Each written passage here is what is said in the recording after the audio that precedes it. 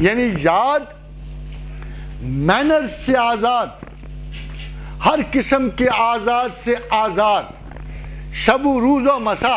وہ کون لوگ ہیں جو آیت کریمہ کو کمرے بند کر کے، اگربتیاں سلگا کے، ہیں جی ادھر ادھر سے نازک پرفیومز کا اجتماع کر کے بڑے بن سنور کے پڑھتے ہیں؟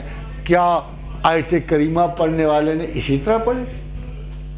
عفونت میں، گندگی میں، غلاظت میں، ایسے عالم میں جسے خدا نے ظلمات کہا، جہاں نہ دروازہ، نہ دریچہ، نہ کوئی روزن، جہاں زندگی جبر، مجبوری، بے بسی کا شکار۔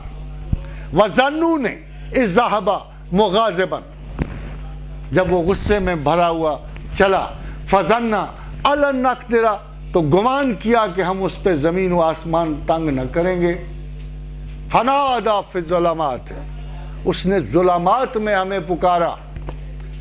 جس کو خدا ظلمات کہہ رہا ہے، جس سچویشن کو، اس نے ظلمات میں ہمیں پکارا، ان لا الہ الا انت سبحانک انی کنت من الظالمین۔ آپ کیسے پڑھتے ہو تسبیح؟ جلالی ہے، جمالی ہے، خدا کے نام تقسیم کرنے۔ ایسا لعنت زدہ معاشرہ ہے کہ اگر کسی دانشور کے پاس 2 دانے آپ از خود تسبیح پڑھتے ہوئے چلے جاؤ تو آپ کو جلالی اور جمالی کے چکر میں آپ کی تسبیح پہلے چڑھا دیں کہ نہ پڑھنا، تلوے جل جائیں گے، پیٹ پھول جائے گا، دماغ خراب ہو جائے گا۔ ایک صاحب کو میں نے آیت کریمہ دے دی، دس لاسٹ تھنگ آئی نو، رات بھیگ رہی ہے، سرمائی کیفیتیں ہیں، ہر 1 گھنٹے کے بعد درجہ انجماد اور بڑھ رہا ہے، اور توقع تو ہے اپا زندہ و سلامت ہم اور آپ گھروں تک پہنچ جائیں گے۔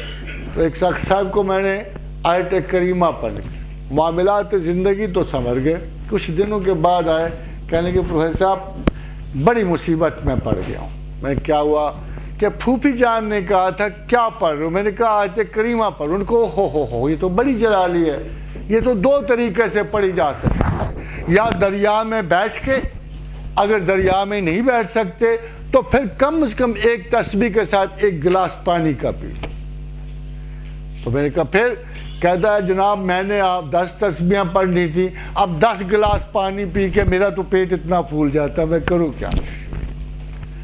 حضرات گرامی، ولا تہنوا ولا تحزنوا، سستی نہ کرنا، غم نہ کرنا، یقین رکھنا کہ اللہ بڑا ہے، اللہ سے کوئی بڑا نہیں، اللہ کسی سے چھوٹا نہیں، اللہ بڑا ہے، اور اس کی یاد محبت سے ہے، اور اس کی آرزو کائنات کی سب سے خوبصورت سچائی ہے، اور اس کا وجود مبارک ہماری سب سے بڑی امید ہے۔ ولا تہنوا، سستی نہ کرنا، ولا تحزنوا، غم نہ کرنا۔